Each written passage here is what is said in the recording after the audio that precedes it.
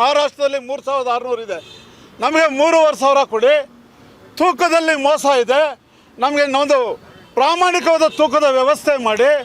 ಎಲ್ಲದಕ್ಕಿಂತ ಮುಖ್ಯವಾಗಿ ಅವ್ರು ಕೇಳ್ತಕ್ಕಂಥದ್ದು, ನಮ್ಮಿಂದ ತಗೊಂಡ ಕಬ್ಬನ್ನ ನಿಗದಿತ ಸಮಯಕ್ಕೆ ಹಣವನ್ನು ನಮಗೆ ಕೊಡಿ.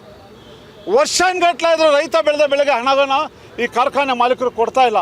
ಈ 3-4 ಸಮಸ್ಯೆಗಳು ರೈತರ ಹೆಸರಿನಲ್ಲಿ ಅಧಿಕಾರಕ್ಕೆ ಬಂದಂಥವ್ರು, ರೈತರ ಮತವನ್ನು ಗಳಿಸಿದಂಥ ರಾಜಕಾರಣಿಗಳು ಇವತ್ತು ಎಲ್ಲ ತಮ್ಮ ಸ್ವಾರ್ಥಕ್ಕೆ ರೈತರನ್ನ ಆ ಒಂದು ನೇಗಿಲ ಯೋಗಿಯ ಸಮಾಧಿ ಮೇಲೆ ಅರಮನೆಯನ್ನು ಕಟ್ಟಕೊಟ್ಟಿದ್ದಾರೆ.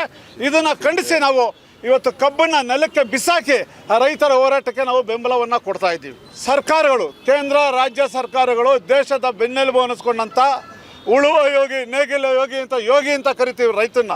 ಆ ದೇಶದ ಬೆನ್ನೆಲುಬು ರೈತನ ಸಮಸ್ಯೆಗಳು ಅಹೋರಾತ್ರ 5-6 ದಿವಸಗಳಿಂದ ಹೆದ್ದಾರಿಯಲ್ಲಿ ಮಲಗಿ ಕುಂತಿ ಹೋರಾಟಗಳು ಮಾಡ್ತಾಯಿದ್ರು, ಯಾರೂ ಸ್ಪಂದಿಸ್ತಾ ಇಲ್ಲ. ಈ ರಾಜ್ಯದ ಸಂಸದರು ನಿರ್ವೀರ್ಯರಾಗಿದ್ದಾರೆ.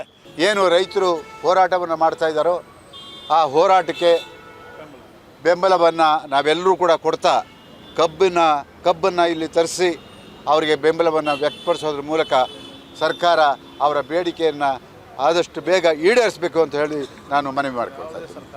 ಯಾವುದೇ ಸರ್ಕಾರ ಆಗಿರಲಿ, ಕೇಂದ್ರ ರಾಜ್ಯ, ಇದು ಕೇವಲ ರಾಜ್ಯಕ್ಕೆ ಸಂಬಂಧಪಟ್ಟಿದ್ದಲ್ಲ, ಕೇಂದ್ರಕ್ಕೆ ಸಂಬಂಧಪಟ್ಟಿದ್ದು.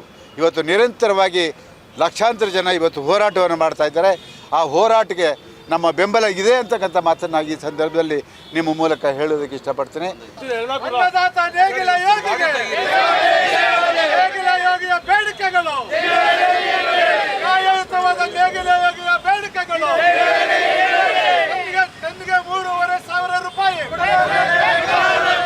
ಪ್ರಾಮಾಣಿಕವಾದ ತೂಕದ ವ್ಯವಸ್ಥೆ, ಕಬ್ಬಿನ ಹಣವನ್ನು ಕೂಡಲೇ ರೈತರು ನೀಡಿದ ಕಬ್ಬಿನ ಹಣವನ್ನು